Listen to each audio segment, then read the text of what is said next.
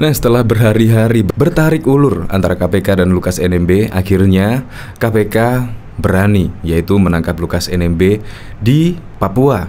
Bahkan juga mengerahkan ribuan personel untuk mengamankan Lukas NMB. Dan alhasil, akhirnya sekarang Lukas NMB sudah berada di Jakarta dan akan dilakukan proses selanjutnya. Nah, ini bahkan juga ditanggapilah oleh Ocong Boy.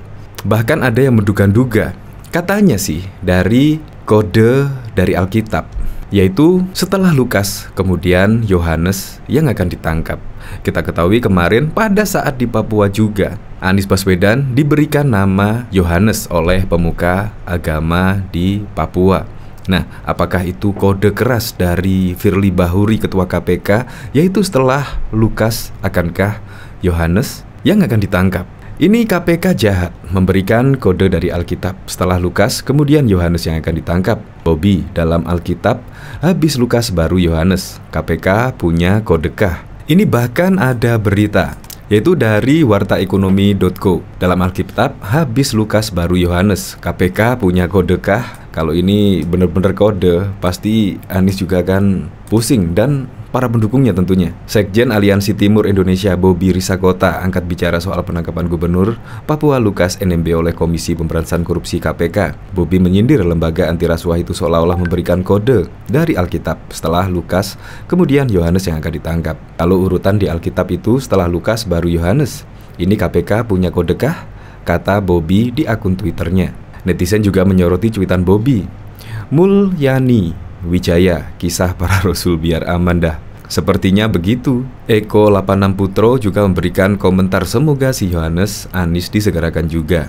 Matius, Markus, Lukas, Yohanes. Bahkan di sini juga dikomentari lah dari Stefan Antonio. Keren Pak KPK ketika dia menanggapi yaitu Gubernur Papua Lukas NMB yang ditangkap oleh KPK. Bahkan di sini juga ada yang membalas, apa bener Bang? Urutannya setelah Lukas baru Yohanes. Iya bener banget bro. Di Kristen, urutan kitab Injil itu adalah Matius, Markus, Lukas, Yohanes. Jadi habis Lukas NMB ditangkap, ya urutannya Yohanes Anies. Bisa aja lu bro gawe-gawe. Berarti kode keras, bukan keras lagi. Dia dikasih nama Yohanes itu ya tujuannya makna akhirnya ya ini. Nah dari sini coba kita lihat komentar-komentarnya ya. Elinia Dio, haha supirnya begitu. Semoga disegerakan. Ya dek, meragukan KPK masih satu gerombolan kemungkinan besar malah menghilangkan barang bukti. Ya kita ketahui kasus apa itu Formula E kan.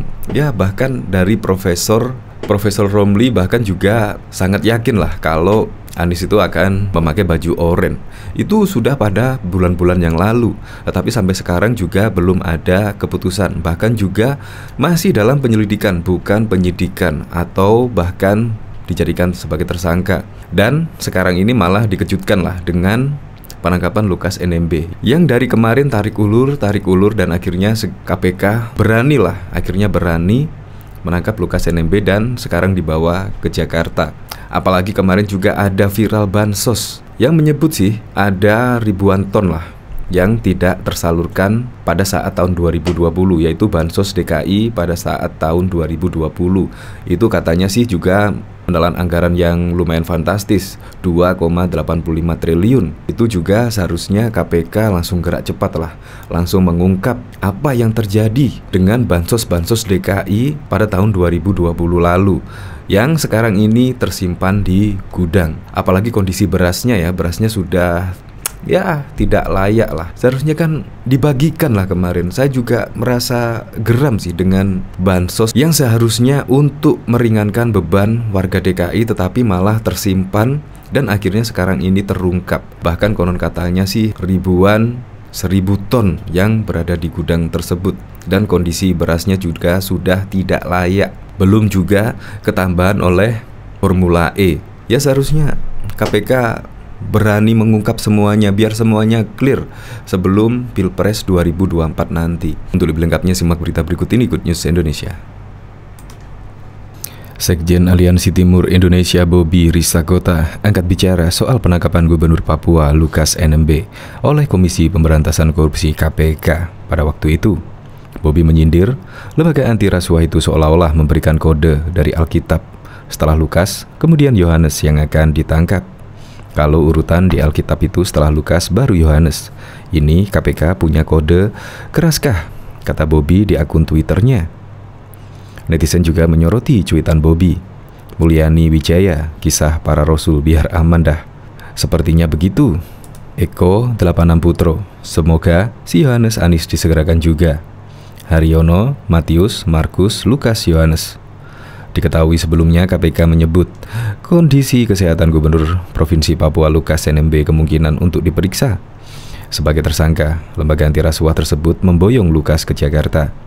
Kepala Bagian Pemberitaan KPK Ali Fikri mengatakan penangkapan Lukas NMB bukannya tanpa alasan. Ia menyebut Lukas NMB dinilai sehat oleh tim penyidik sehingga dilakukan upaya paksa. Oleh karena itu, kami melakukan pemeriksaan langsung di Papua sesuai dengan KUHP dan sekarang sedang dalam perjalanan menuju Jakarta, kata Ali pada Selasa 10 Januari 2022. Bahkan diketahui pemberian nama baptis Yohanes untuk Anies Baswedan oleh seorang pemuka agama Kristen, sebagaimana terlihat dalam video yang beredar di media sosial. Menurutnya, Partai Nasdem menjadi bukti bahwa mantan Gubernur DKI Jakarta itu tokoh yang bisa diterima semua kalangan. Ketua Partai Nasdem DKI Jakarta, Nur Cahyo, menganggap pemberian nama itu bukan politisasi agama, melainkan bentuk apresiasi dari pemuka agama Kristen terhadap Anies Baswedan. Kalau politisasi agama, sejujurnya Pak Anies tidak pernah melakukan politisasi agama. Ini kan penghargaan dari pihak lain. Justru harusnya ini merupakan catatan bahwa Pak Anies tidak melakukan politisasi agama, sehingga agama lain mengapresiasi, kata Nur Cahyo kepada wartawan dikutip pada 28 Desember 2022. Nasdem, sebagaimana seyogianya, kelompok manapun, katanya tidak dapat menolak apresiasi publik. Begitu pula apresiasi publik kepada Anies Baswedan. Nur Cahyo pun mencontohkan selama 5 tahun Anies Baswedan menjabat Gubernur DKI sudah terlihat bahwa Anies tidak memiliki rekam jejak politisasi agama. Dia menghimbau agar masyarakat tidak perlu terhasut isu yang menyebutkan Anies Baswedan mempolitisasi agama sebab ia menilai isu yang berkembang itu dibuat oleh orang-orang yang tidak suka dengan Anies Baswedan. Publik harusnya merasa nyaman dan merasa bahagia karena itu hanya isu yang dihembuskan oleh orang-orang yang tidak menyukai Pak Anies. Pemberian nama baptis ini apakah sebagai bukti bahwa Pak Anies bisa diterima semua kalangan? Insya Allah bisa diterima di semua kalangan, katanya.